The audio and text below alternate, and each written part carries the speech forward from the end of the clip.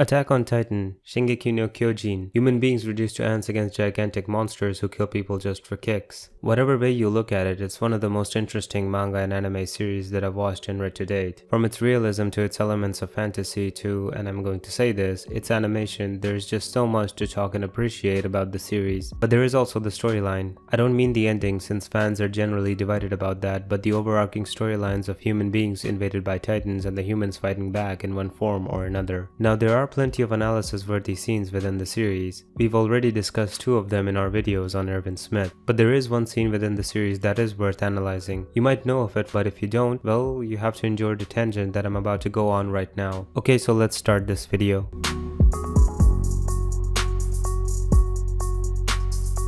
When Eren declares war on Marley, things go south really quickly. The Eldians are ready to attack the people that caused generations of misery to them. The fight begins and the Marleyans counterattack. Eren fights, Armin transforms, and the former Survey Corps take the shape of an invading guerrilla army. Meanwhile, the Marleyan forces with its titans also take center stage. Among them you have a titan called the Jaw Titan, one embodied by Porco Galliard. A soldier loyal to the Marleyan Republic, Porco fights Eren. But here's where it turns weird though. Porco is attacked and Eren's titan form is saved from being swallowed up by Porco. Who attacks them? Well, they are none other than the Survey Corps in their 3DM gear. They are acting as backups to the Titan fight. Providing backup as the Titan fights another Titan is the key statement here. To the general viewer who's been watching the events unfold in the series, this sounds like another Tuesday. But this is something that's alien to the likes of Porco. Dumbfounded, Porco starts to speak. He says the following: "Impossible. I am a Titan. How can those regular humans charge at me with the intent to kill? Are these the demons of paradise?" There is so much going on in a single scene that it gets hard to ignore. I personally love this scene because there are so many unique angles, both realistic and from a storyline perspective, that you can analyze this from. Porco and the rest of the Marleyans may have been fighters, but they've had the upper hand in their warfare with the Titan powers at their disposal. Another advantage that the Marleyans had was their access to the outer world, where they could trade and make war as they please, as we saw during the Marley Mideast War. Of course, that's one way a developed nation can exert their dominance in the world. This led to prosperity and logistical innovations within the country, regardless of how they treated the remnants of Eldia with discrimination.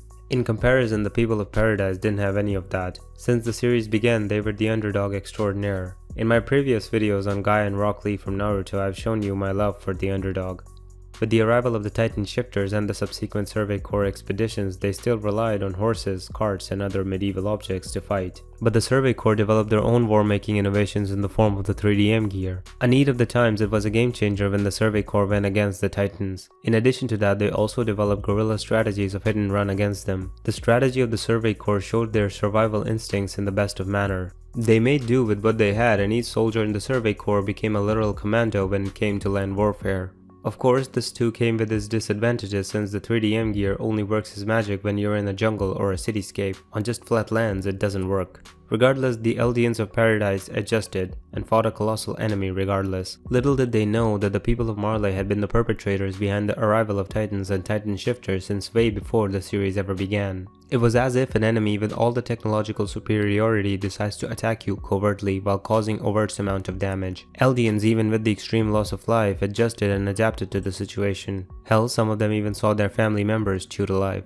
But in my tier list of most gruesome Titan murders, nothing tops Annie as the female Titan when she catches a Survey soldier mid 3DM gear use. She takes the cable in her hands and spins the soldier like we would spin a top attached to a piece of string. Among the regular occurrences of death within the series, this was by far the most gruesome to watch. It wasn't just because spinning something at the end of the string is the most casual and random thing one can do, but rather the sheer indifference of Annie to the cries of the person she had killed, and that of the spectators watching her do that. When the Eldians find out the truth about humanity and the Titans, the general viewer has nothing but sympathy for the people of Eldia. Their suffering at the hands of the Marleyans was bullying, but on an extremely massive scale. This is where I bring in Porco's fear. Even though he was a warrior, a fighter, and what have you, he never experienced warfare against an enemy so colossal. In fact, he was the colossal enemy. The Marleyans were technologically and economically superior any way you analyze them. His fear and the performance of the Survey Corps is an example of how a David fighting against Goliaths for centuries on end would eventually become so battle-hardened that he'll eventually become Goliath himself. On both a macro and micro level, there are many examples of this fear in real life and in fiction. The fights of Rock Lee and Gaara, Might Guy vs Madara from Naruto are prime examples of this. The point of this video is to tell you about human survival instinct and ingenuity. While not as outlandish as Attack on Titans, human beings are truly a remarkable species who can go against both physical and mental adversity. The question is, how would you relate this video to events in real life and in fiction? I would very much like the input. Lastly, if you liked the video, be sure to subscribe. Thanks for watching.